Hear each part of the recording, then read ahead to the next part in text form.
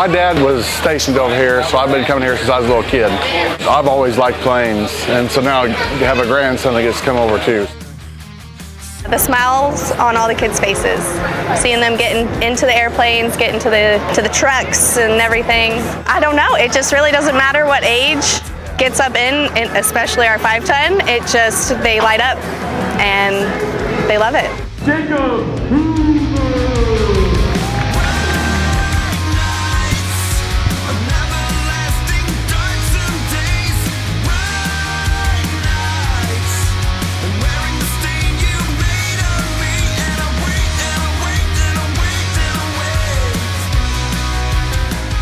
I'm probably excited to see the stunts. I'm excited to see the fighter jets.